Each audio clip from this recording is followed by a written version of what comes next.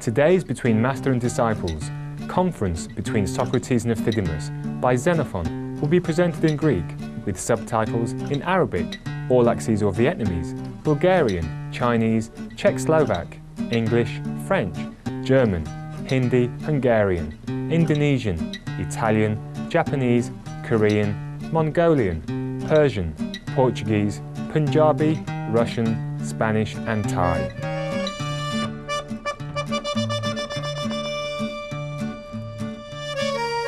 Αρχαία Ελλάδα. Μια εποχή που άσκησε επιρροή στην ελληνική ιστορία, θέτοντας τα θεμέλια του δυτικού πολιτισμού, με τη γλώσσα, το σύστημα παιδείας, τη φιλοσοφία, τη πολιτική, την τέχνη και τις επιστήμες. Ο Σωκράτης γεννήθηκε γύρω στο 469 π.Χ. στην Αθήνα.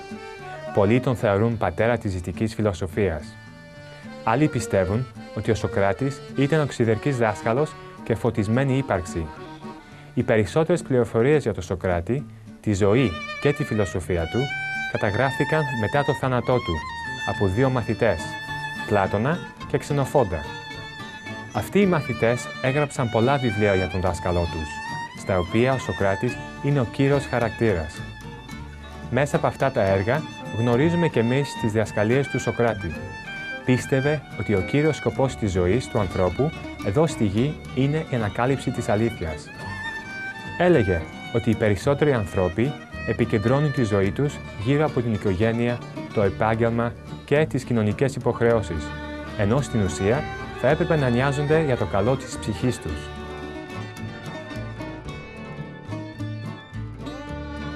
Δείχνοντας έμπρακτη συμπόνια για κάθε μορφή ζωής, ο Σωκράτης ακολούθησε, ενθαρρύνοντας και τους άλλους, την χορτοφαϊκή διατροφή, εννοώντας τη διατροφή χωρίς ζωικά προϊόντα. Σήμερα θα σας παρουσιάσουμε τη φιλοσοφία του Σωκράτη, με τίτλο «Διάλογος ανάμεσα στο Σωκράτη και τον Ευθύδημο», από το βιβλίο του Ξενοφόντα, «Οι αξιομνημόνευτες σκέψεις του Σωκράτη». Σύμφωνα με τον Ξενοφόντα, όταν ο Σωκράτης συναντούσε κάποιον που κολοκευόταν με την ιδέα ότι ήταν καλά μορφωμένος και καφιόταν για τη δική του επάρκεια, ποτέ δεν τον άφηνε να περάσει έτσι, χωρίς να συναισθήσει τη μεταδοξία αυτών των ανθρώπων. Σε αυτή τη συζήτηση γνωρίζουμε τον Ευθύδημο, που πιστεύει ότι γνωρίζει τα πάντα από τα βιβλία που έχει αγοράσει.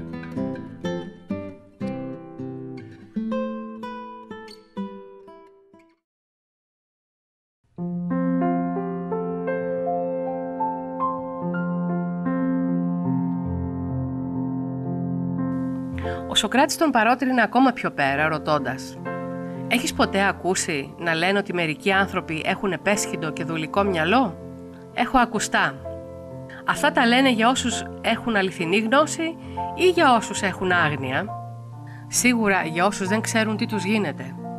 «Μήπως», απάντησε ο Σωκράτης, «το λένε επειδή δεν κατέχουν την τέχνη του πεταλωτή?»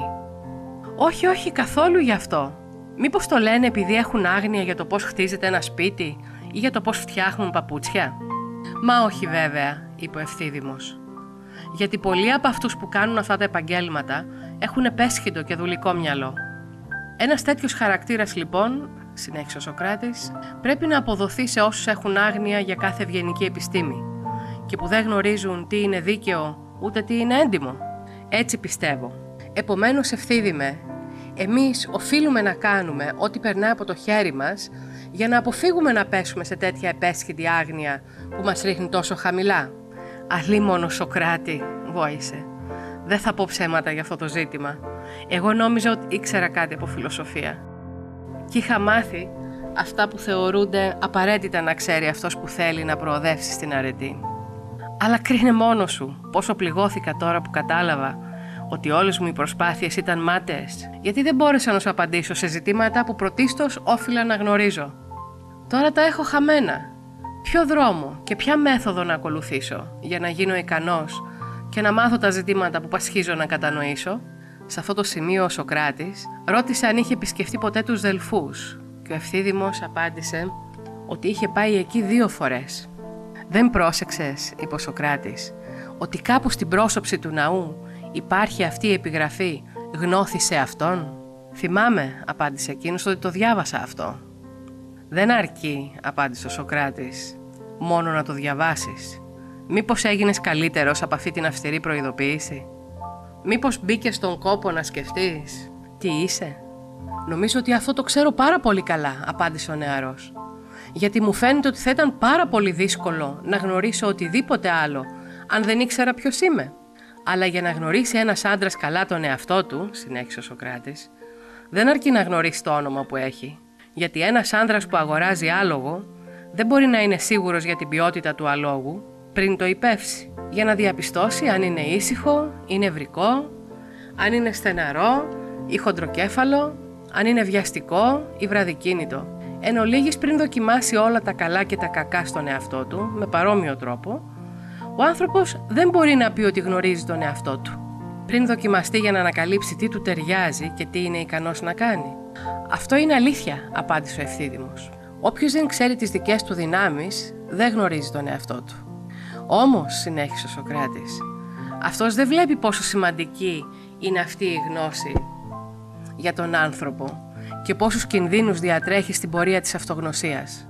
Γιατί αυτός που γνωρίζει τον εαυτό του, γνωρίζει επίσης και τι είναι καλό για αυτόν. Γνωρίζει ποια πράγματα είναι ικανός να κάνει και ποια δεν είναι ικανός. Αναλαμβάνοντας τα πράγματα που μπορεί να κάνει, κερδίζει το ψωμί του με ευχαρίστηση και είναι ευτυχής. Αποφεύγοντας να κάνει τα πράγματα που δεν μπορεί να κάνει, αποφεύγει τον κίνδυνο να περιπέσει σε λάθη και να δει τον εαυτό του δυστυχισμένο. Στο μέτρο δε που γνωρίζει τον εαυτό του, γνωρίζει και πώς να κρίνει τους άλλους και πώς να αξιοποιεί τις υπηρεσίες τους για το δικό του όφελος, είτε για να οικοδομήσει κάτι καλό για τον εαυτό του ή για να προστατεύσει τον εαυτό του από κάποια δυστυχία. Εκείνος όμως που δεν γνωρίζει τον εαυτό του και υπερεκτιμά τις ικανότητές του, ξεγελιέται επίσης και στην κατανόηση των άλλων, καθώς και στον τρόπο που διαχειρίζεται τις υποθέσεις του. Αγνοεί τα απαραίτητα και αναγκαία για τον ίδιο, δεν γνωρίζει τη φύση αυτών που αναλαμβάνει, ούτε και καταλαβαίνει τα μέσα που χρησιμοποιεί. Και αυτός είναι ο λόγος που η επιτυχία δεν στεφανώνει ποτέ τις επιχειρήσεις του. Και εκείνος πέφτει από τη μια δυστυχία στην άλλη. Ο άνθρωπος όμως που γνωρίζει ξεκάθαρα το σκοπό του, σε γενικές γραμμές φτάνει εκεί που έχει προδιαγράψει, ενώ ταυτόχρονα κερδίζει σε υπόλοιψη και τιμή. Γι' αυτό το λόγο, ακόμα κι όσοι είναι ίσοι με εκείνον, χαίρονται να ακολουθούν τις συμβουλές του, ενώ εκείνοι που οι υποθέσεις τους είναι χαώδεις, εκλιπαρούν τη βοήθειά του και πέφτουν στα δικά του χέρια, ανάλογα με τη σύνεση που έχει να διασώζει τις υποθέσεις και να τις αποκαθιστά στην αρχική τους καλή κατάσταση. Αλλά εκείνος που αναλαμβάνει αυτά που δεν γνωρίζει τι είναι, γενικά κάνει κακές επιλογές, πετυχαίνοντας το χειρότερο. Και η παρούσα ζημιά δεν είναι η μόνη τιμωρία που υφίσταται για τη δική του ηταμότητα. Ρεζιλεύεται για πάντα, γελούν όλοι εις βάρος του και όλοι οι άνθρωποι τον απεχθάνονται. Μιλάνε άσχημα γι' αυτόν. Για σκέψου λοιπόν, τι θα συμβεί στην πολιτεία που υπερεκτιμά τις δικές της δυνάμεις και κηρύσσει πόλεμο εναντίον μιας ισχυρότερης πολιτείας από την ίδια. Μερικές καταστρέφονται ολοκληρωτικά, ενώ άλλες χάνουν την ελευθερία τους και αναγκάζονται να υπακούνε στους νόμους των κατακτητών τους. «Έχω πιστεί εντελώς», είπε ο Ευθύδημος, «ότι πάρα πολλά εξαρτώνται από την αυτογνωσία μας. Ελπίζω ότι τώρα θα μου πεις από πού πρέπει να ξεκινάει ένας άνθρωπος να εξετάζει τον εαυτό του». «Εσύ ξέρεις», είπε ο Σωκράτης, «ποια πράγματα είναι καλά και ποια πράγματα είναι κακά». «Πράγματι τα ξέρω», απάντησε ο Ευθύδημος, «γιατί αν δεν τα ήξερα θα ήμουν ο πλέον αδαής όλων των ανθρώπων». «Πες μου λοιπόν τη σκέψη σου για αυτό το ζήτημα», τον παρότρινε ο Σωκράτης. «Πρώτα», είπε ο Ευθύδημος, «νομίζω ότι η υγεία είναι καλό και η αρρώστια κακό, ενώ ό,τι συμβάλλει στο καθένα από αυτά συμμερίζεται τις ίδιες ιδιότητες. Συνεπώς, η δίαιτα και η άσκηση που διατηρούν το σώμα υγιές είναι καλά, ενώ αντίθετα, αυτά που προκαλούν ασθένειες είναι επιζήμια». «Δεν θα ήταν όμως καλύτερα να πούμε», απάντησε ο Σωκράτης, «ότι η υγεία και ασθένεια είναι και τα δύο καλά όταν είναι πρόξενοι καλού και ότι είναι και τα δύο κακά όταν γίνονται πρόξενοι κάποιου κακού».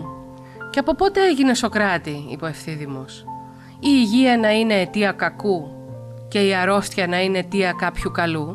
«Αυτό μπορεί να γίνει», απάντησε ο Σωκράτης, «και γίνεται όταν επιστρατεύουν άνδρες για κάποια επίθεση που αποδεικνύεται μοιραία. Όταν αυτολογούν άνδρες που πρόκειται να χαθούν στη θάλασσα. Αυτοί που είναι υγιείς μπορούν να επιστρατευτούν σε τέτοιες μοιραίες υποθέσεις. Ενώ όσοι λόγω ασθένειας αφήνονται πίσω, θα εξαιρεθούν από την κακοτυχία στην οποία οι άλλοι θα χάσουν τη ζωή τους. Πράγματι, αλήθεια είναι αυτό, είπε ο Ευθύδημος. Βλέπεις όμως ότι κι όσοι άνθρωποι έχουν την υγεία τους, συμμετέχουν σε ευτυχείς περιστάσεις, ενώ όσοι είναι κατάκητοι στο κρεβάτι τους δεν μπορούν να συμμετέχουν. Είναι βέβαιο λοιπόν, είπε ο Σωκράτης, ότι αυτά τα πράγματα που μερικές φορές είναι χρήσιμα και μερικές φορές επιζήμια είναι μάλλον καλά παρά κακά. Ώστε αυτή ήταν πράγματι η κατάληξη της επιχειρηματολογίας σου, απάντησε ο Ευθύδημος. Όμως δεν μπορούμε να αρνηθούμε ότι η γνώση είναι καλό πράγμα, γιατί σε ποιο πράγμα δεν έχει το προβάδισμα ένας μορφωμένος από έναν αμόρφωτο? Μήπως δεν έχεις διαβάσει, αποκρίθηκε ο Σωκράτης, τι συνέβη στο Δέδαλο που γνώριζε τόσο τέλεια τις επιστήμες του και πώς έπεσε στα χέρια του Μίνωα και κρατήθηκε με τη βία και είδε τον εαυτό του να εξορίζεται από την πατρίδα στερούμενο στην ελευθερία του? Για να ολοκληρώσει την καταστροφή του, πέταξε μαζί με το γιο του και σε αυτή την περίσταση τα είχε εντελώς χαμένα και δεν μπόρεσε εν τέλει να ξεφύγει από τον ίδιο του τον εαυτό, γιατί πέφτοντας στα χέρια βαρβάρων έγινε ξανά σκλάβος. Μήπως δεν γνωρίζεις και την ανάλογη περιπέτεια του Παλαμίδη, που τον ζήλευε ο Οδυσσέας για τις μεγάλες του ικανότητες και τελικά σκοτώθηκε ικτρά από τα τιχνάσματα του αντίζηλου συκοφάντη του? Και πόσοι άλλοι μεγάλοι άνδρες, όπως έτυχε και στο βασιλιά της Περσίας, που τον συνέλαβαν και τον μετέφεραν μακριά εξαιτίας της αξιοθαύμαστης τέχνης τους, και τώρα όμως μαραζώνουν κάτω από την αιώνια σκλαβιά του. Καλά, θα συμφωνήσω σε αυτό μαζί σου, πρόσθεσε ο Ευθύδημος. Αλλά σίγουρα και εσύ πρέπει να μου επιτρέψεις να θεωρήσω την καλή τύχη σαν αγαθό. Θα το κάνω, απάντησε ο Σωκράτης. Αρκεί αυτή η καλή τύχη να συνίσταται από πράγματα ανδιαφυσβήτητα καλά. Και πώς θα μπορούσε τα πράγματα που συνιστούν καλοτυχία να μην είναι αλάνθαστα καλά? Θα μπορούσε, απάντησε ο Σωκράτης.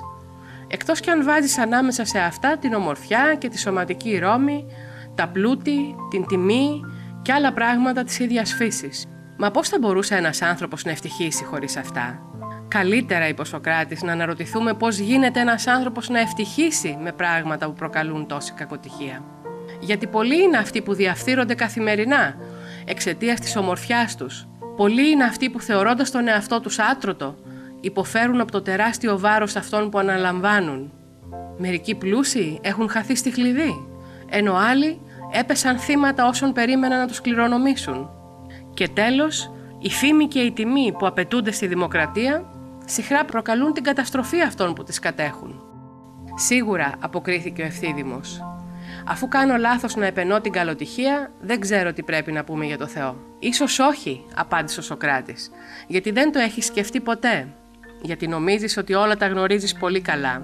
Αλλά, συνέχισε, αλλάζοντας το θέμα της συζήτησης, βλέποντας ότι εσύ ετοιμάζεσαι να υπηρετήσεις τη διοίκηση της δημοκρατίας, εκεί που οι άνθρωποι είναι αφέντες, χωρίς αμφιβολία, έχεις σκεφτεί πάνω στη φύση της πολιτείας και σίγουρα θα γνωρίζεις τι σημαίνει δημοκρατία.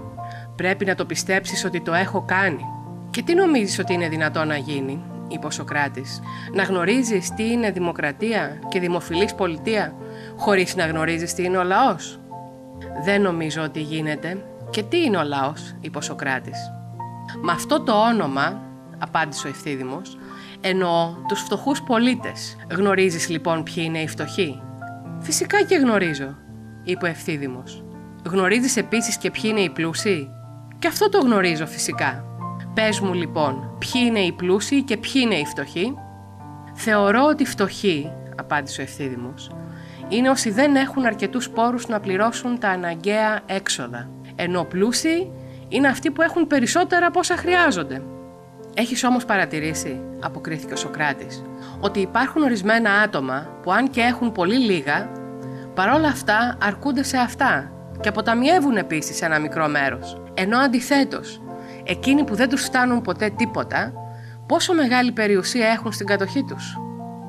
Με βάζεις σε σκέψεις, είπε ο Ευθύδημος, για κάτι που αφορά πολύ το θέμα μας, γιατί έχω δει μερικούς άρχοντες να πέφτουν σε τέτοια ένδια που αναγκάστηκαν να δώσουν τα κτήματα των υποτακτικών τους, διαπράττοντας έτσι πολλές αδικίες. Πρέπει λοιπόν, είπε ο Σωκράτης, να βάλουμε αυτούς τους άρχοντες στις τάξεις των φτωχών, Ενώ όσοι έχουν μικρή περιουσία αλλά τη διαχειρίζονται καλά, να τους κατατάξουμε στους πλούσιους. Είμαι αναγκασμένος να συμφωνήσω μαζί σου σε ό,τι λες, απάντησε ο Ευθύδημος. Γιατί είμαι πολύ αδαής να αντιτάξω γνώμη σε σένα και πιστεύω ότι θα ήταν καλύτερα για μένα, από εδώ και στο εξής, να διατηρώ την ψυχραιμία μου. Γιατί είμαι σχεδόν έτοιμος να ομολογήσω ότι δεν γνωρίζω τίποτα. Μόλις το είπα αυτό, αποσύρθηκε μπερδεμένος, νιώθοντας ταπεινωμένος και έχοντας συναίσθηση ότι πράγματι ήταν άνθρωπος με ελάχιστη ή καθόλου κρίση.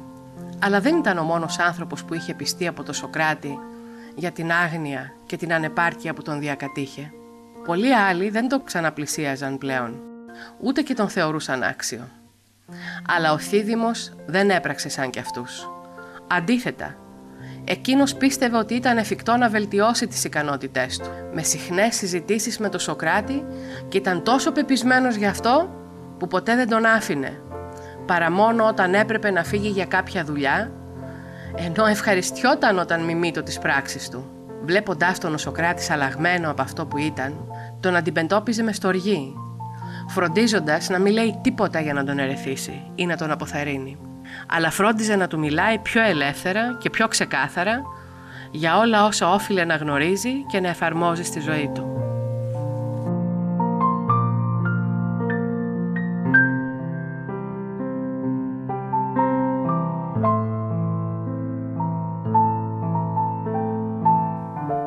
Ευχαριστούμε για την παρουσία σας στο σημερινό πρόγραμμα «Ανάμεσα σε δάσκαλο και μαθητές». Ο κόσμος των ζώων, οι δικοί μας συγκάτοικοι, είναι αυτό που ακολουθεί αμέσως μετά τα αξιοσημείωτα νέα. Μείνετε συντονισμένοι μαζί μας, εδώ στο κανάλι Supreme Master Television. Ο Θεός να σας ευλογεί. Γεια σας.